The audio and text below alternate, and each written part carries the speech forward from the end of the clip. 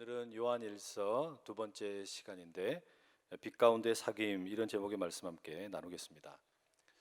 저는 참 이해되지 않는 게 몇 가지 있는데요. 그 중에 하나가 우리 청소년들의 이 패션입니다. 남학생들 같은 경우야 뭐 그러려니 하는 생각이 드는데 여학생들의 패션을 보면 또 옷을 입고 화장하는 걸 보면 상당히 난해할 때가 있습니다. 얼굴을 하얗게 분칠을 하고 얼굴은 새빨갛게 립스틱을 바르고 다닙니다. 이게 마치 흡사 그 일본의 전통 연극 가부키에 출연하는 배우처럼 보이기도 합니다. 게다가 교복 치마는 위로 얼마나 한껏 끌어올려 가지고 거의 이게 타이즈인지 치마인지 모를 정도로 달라붙게 입고 다닙니다. 체육 시간이 있는 날이면 아래에는 꼭 체육복 하의를 입고 그 위에 치마를 입고 다니는 거예요. 신발은 늘 삼선 슬리퍼를 끌고 다닙니다. 기가 막혀요. 이게 여러분 제가 청소년들을 무시해서가 아니라 정말 진지하게 묻고 싶은 건데요. 그게 예쁘다고 생각하는 걸까요? 저희 집에도 그런 청소년이 하나 있습니다. 심각합니다. 도저히 이해할 수가 없는 패션이에요. 그런데 제가 청소년 사역도 해보고 연달아 청년 사역도 하면서 한 가지 깨달음이 있었는데 그게 뭐냐면 고등학교를 졸업하면 다 바뀝니다. 졸업을 하고 나서는 이제 삼선 슬리퍼 신지 않습니다. 체육복 위에다가 치마 입지 않습니다. 또 치마를 그렇게 당겨가지고 쨍기게 입고 다니지도 않습니다. 얼굴 화장도 그렇게 하지 않습니다. 이제 언제 그랬냐는 듯이 송혜교 스타일의 투명 메이크업을 배워가지고 화장도 하고 신발도 신고 옷도 입고 다닙니다. 비로소 진정한 패션의 세계에 눈을 뜨게 되고, 이렇다면요 이 패션에 대한 어떤 참회와 회개가 일어났다라고 할 수 있겠습니다. 그러니까 여러분, 교회에서 혹시 청소년들이 조금 난해하게 옷을 입고 다니시거든, 아 저기 중보기도 제목 하나 지나간다 이렇게 생각하시면 틀림없습니다. 뭐 나무랄 것도 없고요, 핀잔을 줄 것도 없고 때가 되면 돌아오게 되어 있습니다. 근데 정작 문제는 따로 있습니다. 청소년들의 패션은 시간이 지나면 나아질 기미가 있는데 때로 우리 신앙생활이 돌이켜지지 않는 경우가 훨씬 많다라는 점입니다. 예를 들면 이단의 가르침에 빠진 경우 말이 통하지가 않습니다. 성경에 대해서 문자주의를 신봉하는 분들 계시는데 이게 대화가 되지 않습니다. 혹은 지나치게 폐쇄적인 교리 이해를 가지고 있는 분들은 역시 말씀을 나누기가 쉽지 않습니다. 잘못된 종말론에 심취되어 있는 분들, 어지간해서는 대화가 되지 않습니다. 여러분, 이게 무슨 이야기를 들려주는 거겠습니까? 역설적으로 신앙이 그만큼 기본과 토대가 중요하다라는 말이 될 것입니다. 신앙의 토대가 건강하지 못하게 되면 우리가 아무리 신앙생활을 오래 해도 이상한 기형적인 신앙을 갖게 된다는 말이죠. 교회를 다니기는 오래 다녔는데 오히려 폐쇄적인 사람이 되고, 봉사를 열심히 그렇게도 많이 했는데 오히려 사랑이 없는 사람이 되고, 성경을 그렇게 열심히 읽었는데 사람들에게 상처를 줄 수 있다는 말입니다. 믿음으로 구원을 받는다고 그렇게 열심히 우리가 신앙을 고백하면서도 늘 자신의 행위와 무언가 공로를 증명하려고 한다라는 말이죠. 그런 점에서 여러분, 오늘 우리가 본문에서 이 설교자 사도 요한이 자신이 목회하는 성도들에게 어떤 메시지를 들려주고 있는지 가만히 귀 기울여 볼 필요가 있습니다. 설교자 요한이 무슨 이야기를 들려주는 것일까요? 오늘 본문은 신앙의 토대가 무엇이냐라는 것을 말해주고 있습니다. 우리가 하나님과 깊은 사귐과 또 친밀함과 교제를 갖기 위한 그 토대가 무엇이냐라는 겁니다. 나아가 성도 사이에 깊은 교제와 사랑의 나눔이 가능하게 되는 그 바탕이 무엇이냐, 이 이야기를 가르쳐 준다는 것이죠. 우선 여러분, 우리가 사람을 만날 때 누군가와 사귄다, 교제한다, 친밀한 관계를 유지하려고 한다, 이렇게 우리가 무언가 시도를 할 때 그 토대가 무엇인지 가만히 한번 생각을 한번 해보십시오. 결혼하신 분들에게 한번 묻겠습니다. 배우자를 만나시게 된 이유가 무엇이었습니까? 그리고 그 배우자와 내가 결혼을 해야 되겠다라고 결심하게 된 그 근본 이유, 토대가 무엇이었습니까? 대답하기 곤란하시죠? 청년 사역을 제가 할 때 종종 어떤 형제와 자매를 이렇게 함께 맺어주는 그런 주선을 하는 일들을 하곤 했었습니다. 그러면 누군가를 형제를 소개시켜 주려고 그러면 자매들은 여러 가지를 꼬치꼬치 묻습니다. 성격은 어떤지, 부모님은 어떤 분인지, 직업은 무엇인지, 또 학교는 어디 나왔는지, 교회는 잘 다니는지, 기도는 잘하는지, 뭐 어마무시하게 많이 물어요. 그런데 형제들은 한 가지밖에 묻지 않습니다. 예뻐요? 그거 하나밖에 없어요. 다른 건 묻지도 않아요. 이게 무슨 말입니까? 형제들이 단순하다는 말일까요? 그게 아닙니다. 형제가 됐든지 자매가 되었든지 간에 우리가 무언가 사귐을 갖기 원한다면, 또 교제를 하려고 하면은 그 출발은 언제나 외모이든지 혹은 내 마음의 감정이든지 상대방의 재력이든지 어떤 조건이든지 이런 것 때문에 시작하게 된다라는 거죠. 이게 우리가 사귐을 하든지 뭐 결혼 생활을 시작하려고 할 때 이런 눈에 보이는 어떤 조건을 절대 무시할 수가 없습니다. 우리 눈에 보기 좋아야 뭔가 뭐 스파크도 튀고 그 다음에 눈에 콩깍지도 덮어지고 사귐이라는 게 시작되지 않겠습니까? 이게 반드시 필요합니다. 근데 문제는요, 과연 이런 것들이 진짜 친밀한 사귐과 교제 그리고 건강한 결혼 생활의 토대가 될 수 있겠냐라는 말이에요. 그게 사귐을 시작하게 만들고 또 어떤 교제를 출발하게 만드는 계기는 될 수 있겠지만, 이게 진짜 깊은 사귐과 서로를 인정해주고 배려해주는 그런 아름다운 친밀함의 토대가 될 수 있겠냐, 이런 말이죠. 이게 쉽지 않습니다. 왜냐하면 이런 것을 우리가 토대로 삼게 되면은 그 토대되는 것이 흔들려 버리면 모든 사귐과 교제의 모든 공든탑이 무너져 버리기 때문이죠. 여러분, 토대가 흔들리면 곤란합니다. 토대가 흔들리면 다 무너질 수 있기 때문입니다. 하나님과 우리가 사귐을 갖는다, 하나님과 우리가 친밀한 교제를 갖는다라고 하는 것도 동일한 점에서 생각해 볼 수 있습니다. 우리가 처음 여러분 하나님을 믿게 될 때 왜 믿게 됩니까? 사실은요, 내가 믿고 싶은 마음이 들어서 믿는 겁니다. 내가 하나님을 믿어볼 만한 가치가 있다라는 생각이 들었기 때문입니다.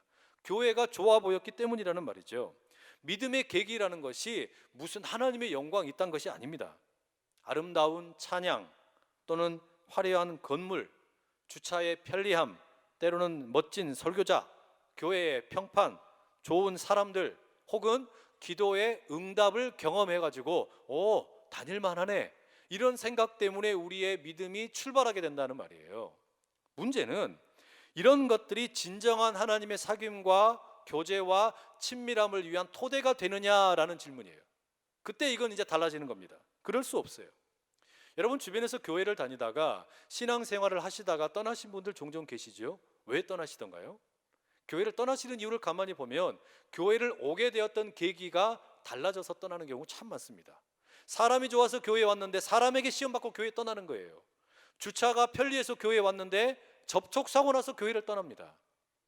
여기 와서 여러 가지 많은 사귐을 갖고 사람들과 좋은 시간을 보냈는데 그 관계가 깨어지니까 교회를 떠나는 거예요. 여기 와서 기도의 응답을 받아서 야 좋다 그랬는데 기도의 응답이 없으니까 교회를 떠나지 않습니까? 그런 경우가 허다합니다. 이게 무슨 이야기냐면 사람 때문에, 건물 때문에, 혹은 주차 때문에, 설교자 때문에 기도 응답이 없기 때문에 떠나는 거, 그것은 달리 말하면 이런 것들은 다 변하는 것이기 때문에 하나님과의 건강한 관계, 하나님과의 친밀한 사귐의 토대가 될 수 없다라는 말이죠. 이런 것은 모두가 다 마치 모래 위에 집을 짓는 것과 같은 꼴이 되기 쉽습니다.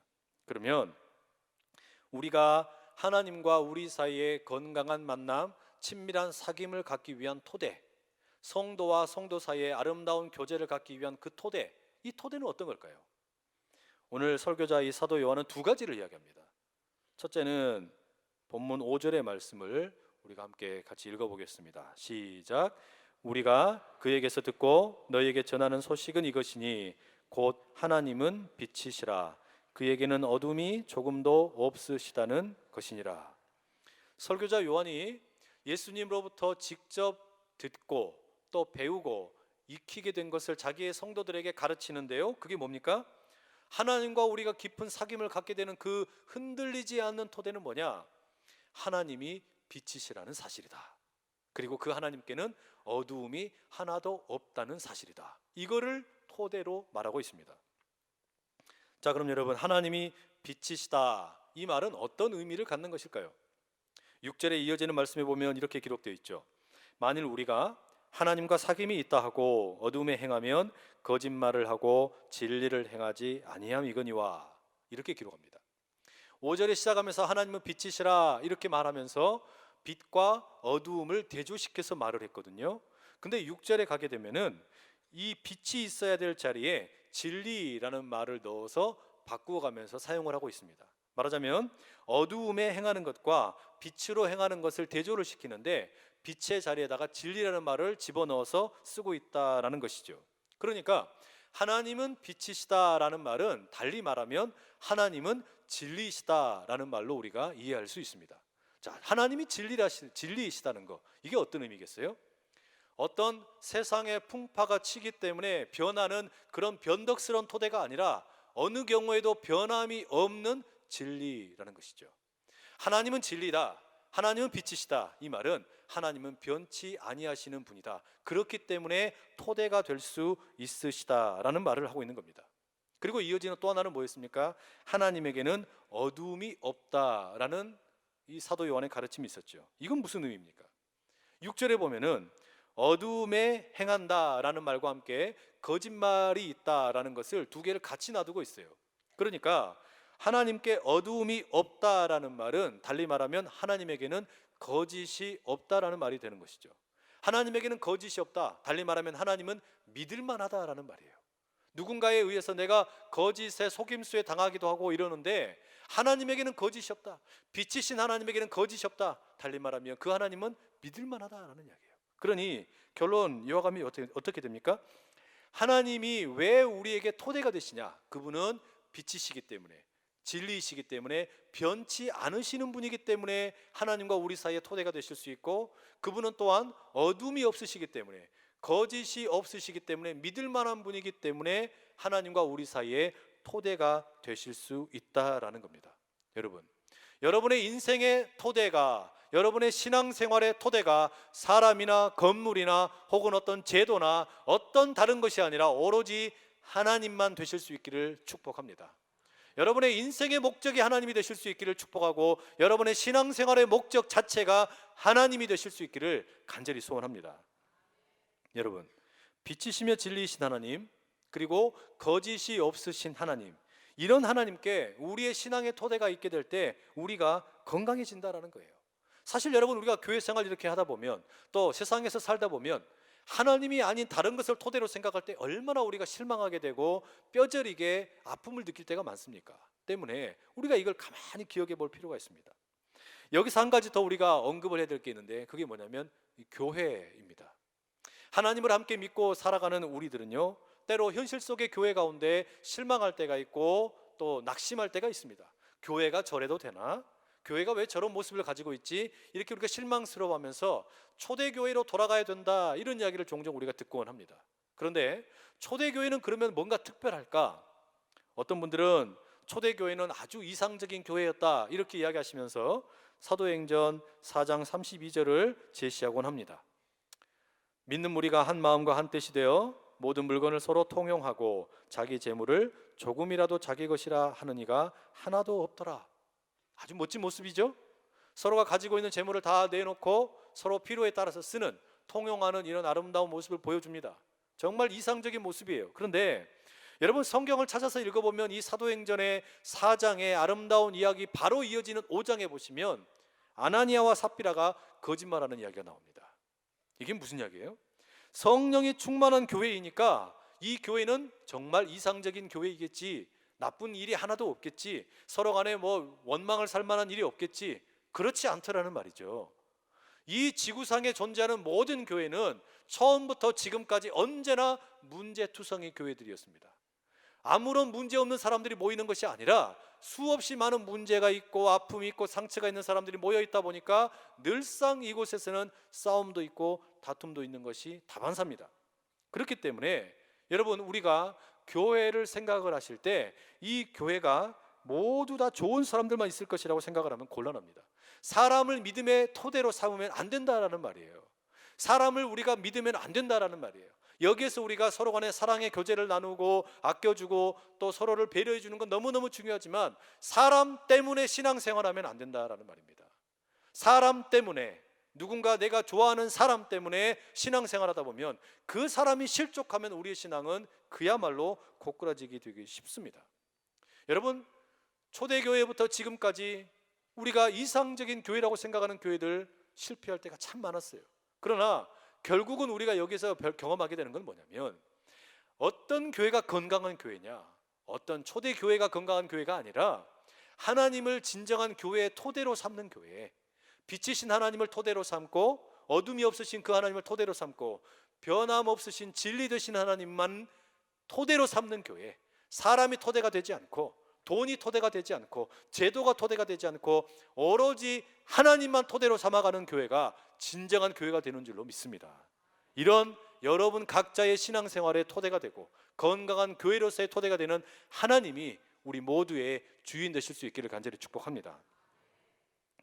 두 번째로 사도 요한이 성도들에게 들려주는 이 신앙의 깊은 교제와 사귐을 위한 토대가 있습니다.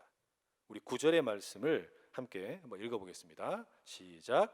만일 우리가 우리 죄를 자백하면 그는 미쁘시고 의로우사 우리 죄를 사하시며 우리를 모든 불의에서 깨끗하게 하실 것이요. 이 사도 요한이 제시하는 두 번째 하나님과 깊은 사귐을 갖고 또한 성도의 교제를 위한 토대는 죄를 고백하는 것입니다. 어두움에 있다라는 것을 인정하는 것이라는 말이에요. 쉽게 이야기하면 하나님께서 빛이라고 이야기를 했는데 지금 내가 어두움 가운데 있음을 고백해라. 이것이 진정한 하나님과의 만남, 하나님과의 깊은 사귐, 교제, 친밀함, 이런 것을 가능하게 한다라는 말입니다. 여러분, 여기서 우리가 유심히 좀 살펴볼 표현이 있는데 6절에 보게 되면은 어두움에 행한다 이런 표현이 나오고요, 7절에는 빛 가운데 행한다 이런 표현이 나옵니다. 여기에서 행한다라는 말을 원래의 의미를 살려서 번역하면은 걷는다라고 말하는 것이 더 정확한 번역이 됩니다. 그러면 이렇게 번역을 하게 되면 왜 이 설교자가 하나님을 빛이라고 말하고 있는지를 우리가 이해할 수 있습니다. 하나님이 빛이라고 말하면서 지금 설교자가 무슨 이야기를 하는 거냐면, 하나님 없이 살아가는 인생은 마치 뭐와 같냐, 어둠 속에서 컴컴한 가운데 걸어가는 것과 같고, 하나님과 교제하면서 사귐에서 살아가는 인생은 빛과 함께 걸어가는 것과 같다라고 이야기하는 겁니다. 여러분, 하나도 보이지 않는 어떤 동굴이나 터널에서 걸어보신 적 있으세요? 캄캄한 밤에 아무것도 보이지 않고 빛이라고는 찾아볼 수 없어요. 이런 길 걷다 보면 어떻습니까? 위험합니다. 대단히 위험하죠. 돌부리에 걸려서 넘어질 수도 있고 낭떠러지인지 모르고 가다가 굴러 떨어질 수도 있습니다. 또 낮은 천정이 있는데 그걸 모르고 가다가 머리를 다칠 수도 있습니다. 길거리에 뱀이 따리를 들고 앉아 있는데 모르고 밟았다가 뱀에 물릴 수도 있어요. 이게 어두움 가운데 걸어가는 인생의 모습입니다. 어두움 가운데 걸어가다 보면 이렇게 우리는 수없이 많이 다칠 수 있고 넘어질 수 있고 상하게 된다라는 말입니다. 이렇게 어두움은, 그 죄의 어두움은 우리를 늘 위협하고 넘어지게 만드는 게 다반사입니다.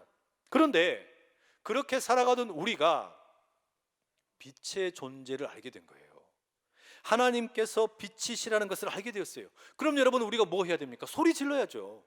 어둠 가운데 살다가 넘어지기도 하고 걷다가 자빠지기도 하고 상처가 입기도 했었는데 빛이 있다라는 걸 알게 되었습니다. 그러면 내가 지금 여기 어둠 가운데 갇혀 있으니까 나를 좀 도와주십시오라고 소리 질러야 되지 않겠어요?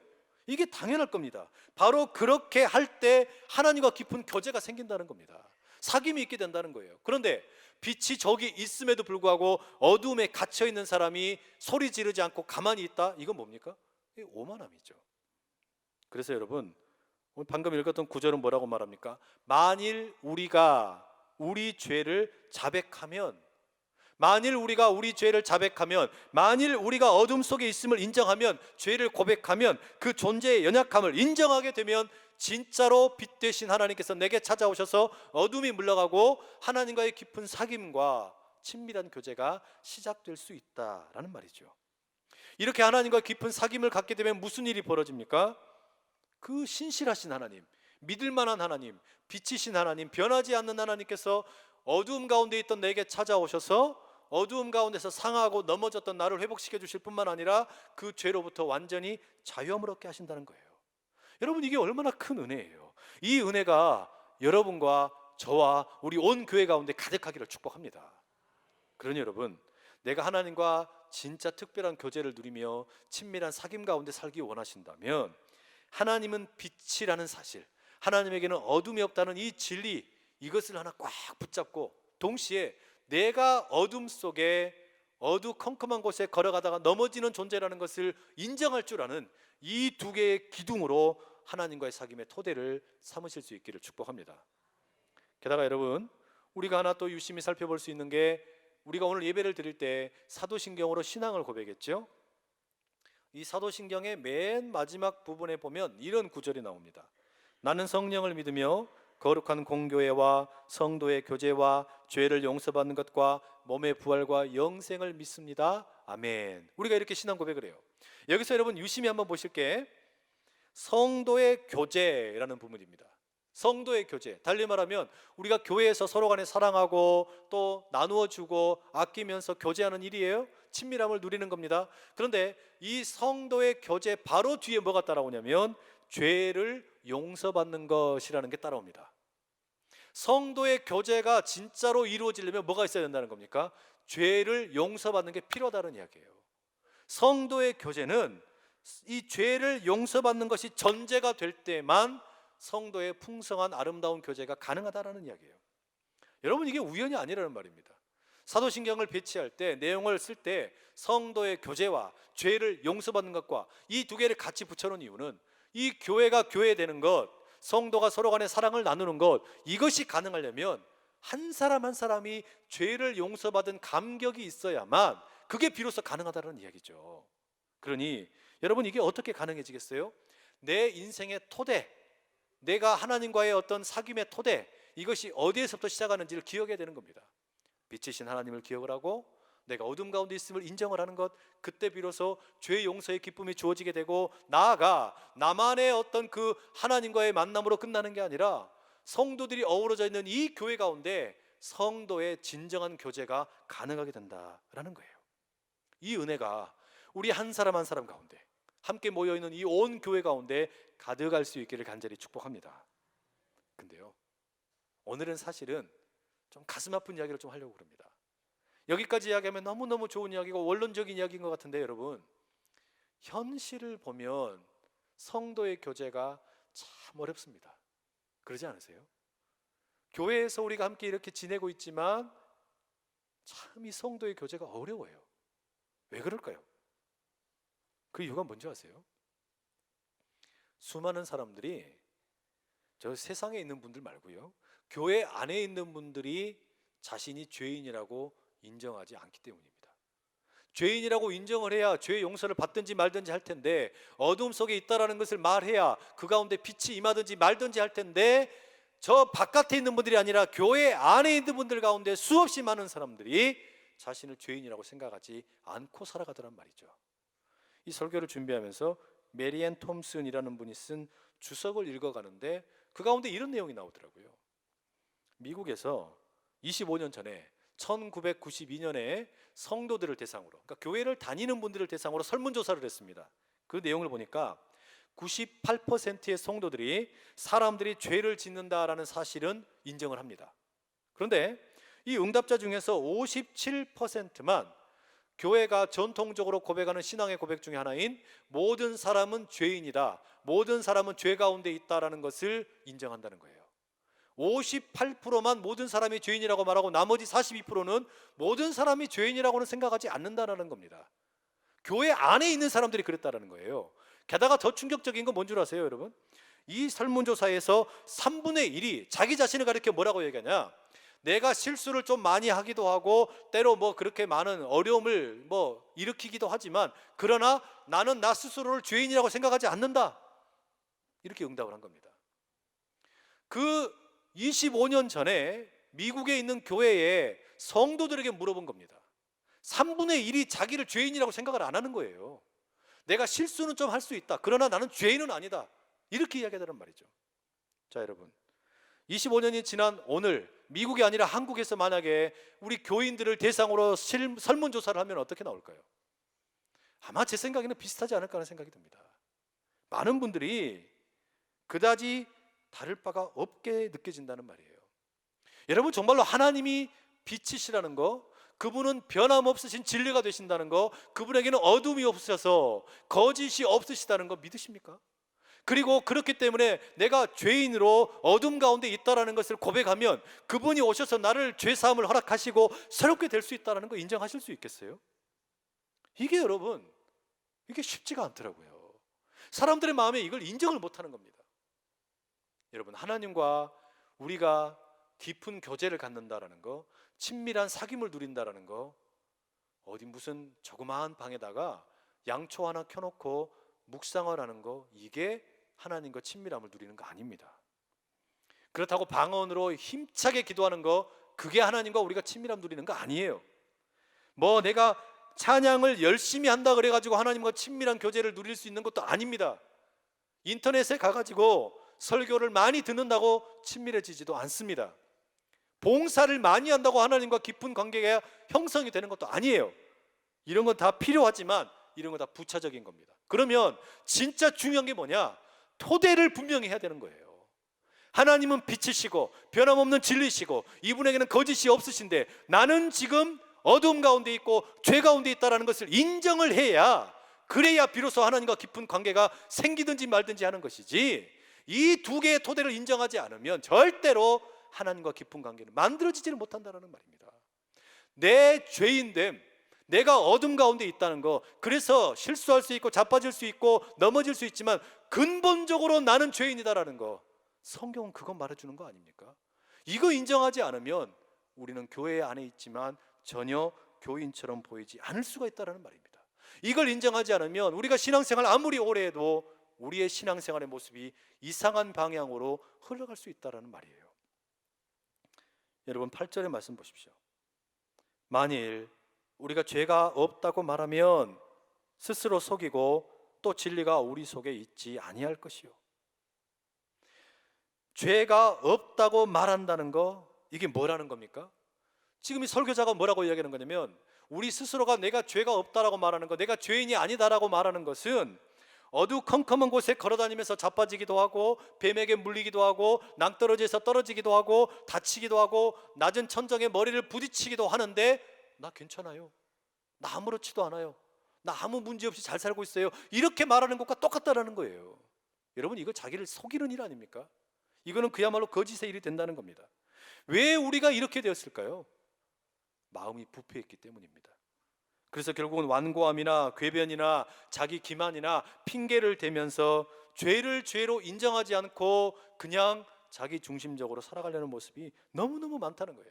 이게 여러분, 안타까운 건 지금 교회 바깥에 있는 분들에게 해당하는 이야기가 아니고 교회 안에 있는 분들에게 해당하는 이야기라는 겁니다. 이 요한 1서 이 편지도 지금 교회 바깥에 있는 사람들에게 쓴 게 아니라 요한이 목회하던 교회의 성도들에게 쓰는 거예요. 성도들이 이런 모습이 있더라는 거예요. 이게 지금 안타까운 거 아닙니까 여러분? 지금도 그래요. 교회 안에서 성도들끼리 때로 사이에 다툼이 있을 수도 있고 성도의 교제가 깨질 때도 있어요. 그런데 눈을 씻고 찾아봐도 자기가 먼저 잘못했다고 죄를 인정하는 경우가 없습니다. 그냥 먼저 남의 잘못을 지적하고 정죄하기 바쁘지 그런 일들이 허다하게 벌어지는 거예요. 여러분, 주변의 한국의 교회들 보시면 분쟁이 일어나는 교회들 우리가 종종 보게 됩니다. 너무너무 가슴 아픈 일이에요. 그 교회 안에서 문제가 생기는데 그런 문제가 생기는 교회 가운데 단 한 교회도 평화롭게 해결되는 교회는 하나도 없어요. 교회 안에서 싸움이 생기면 내가 옳으냐 네가 옳으냐 싸우다가 결국 어디로 갑니까? 세상의 법정으로 달려가는 거예요. 이게 얼마나 창피한 일입니까? 하나님을 믿고 섬긴다는 사람들이 교회 안에서 싸우다가 안 되니까 어디로 갑니까? 법정으로 달려가는 거예요. 부끄러워 미치겠어요. 수많은 교회 안에서 다툼을 하다가 해결이 안 되는 일들이 수두룩한 겁니다. 우리 주변에 이런 교회들이 너무너무 많은 거예요.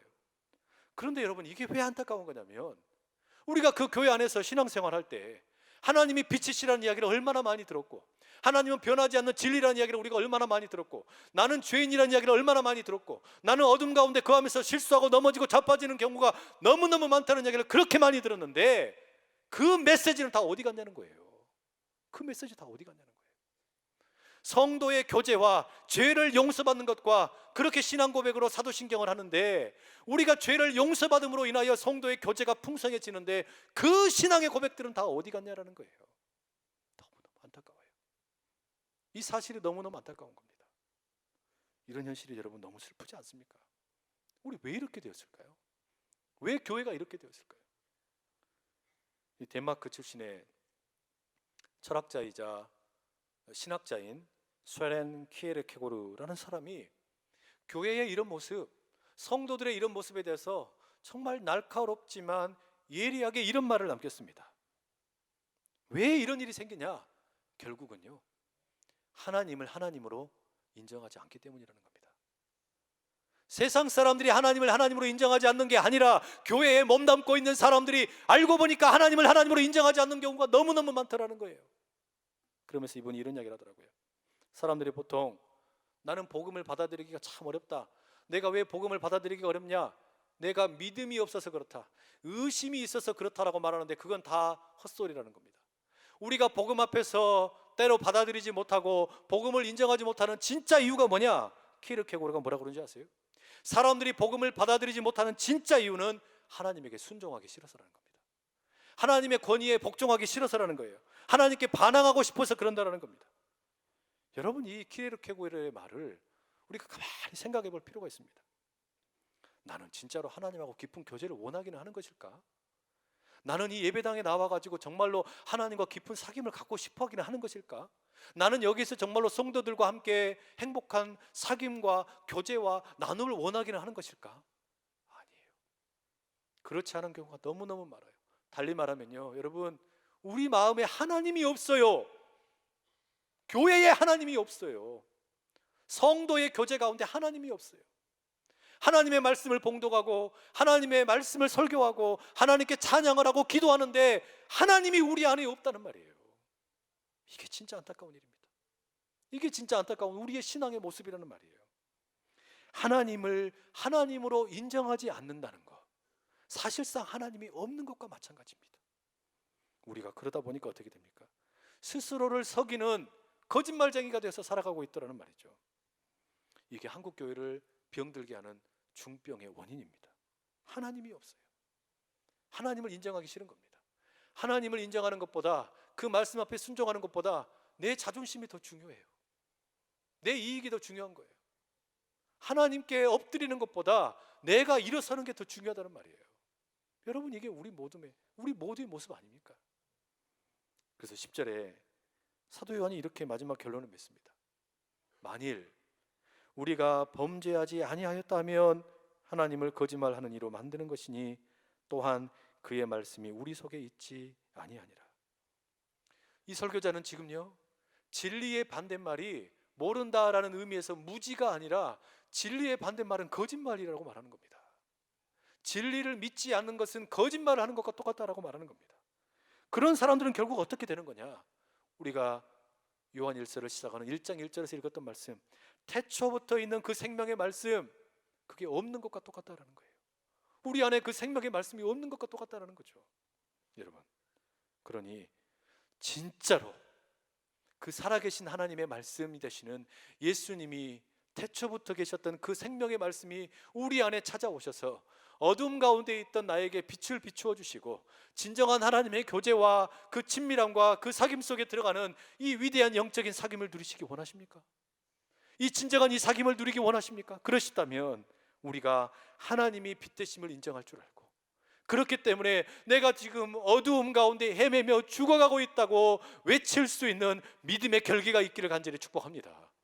우리가 그때 비로소 시편 119편 105절의 말씀이 현실이 되는 것을 경험하게 될 겁니다.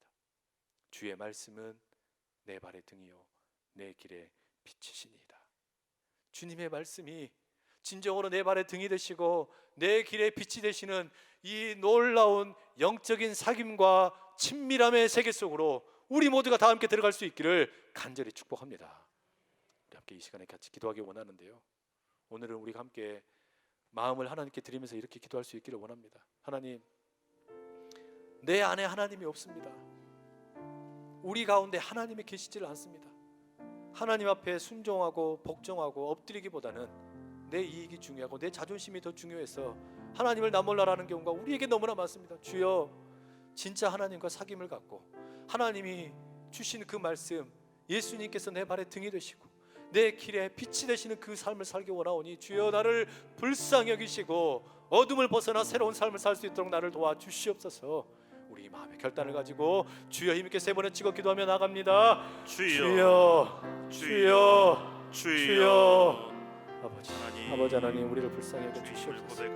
아버지 하나님, 빛이신 하나님을 우리가 안다고 말하고 하나님께서 진정으로 살아계신 하나님이시라고 말하면서도 아버지는 내가 어둠 가운데 있는 것을 인정하지 못하고 내가 죄인인 것을 아버지는 받아들이지 못하고 아버지면 때만 되면은 하나님께 반항을 하며 하나님께 아버지며 일어서서 주님 뜻대로 살기보다는 아버지 하나님이여 그저 어둠에 거하기를 좋아하는 그런 우리 아버지 완악한 모습을 주여 불쌍히 여겨 주시옵소서.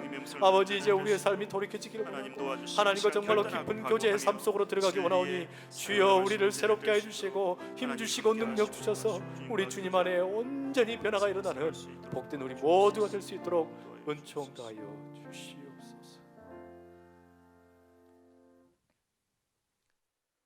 사랑하는 아버지 하나님, 우리 안에 하나님이 계시지 않습니다.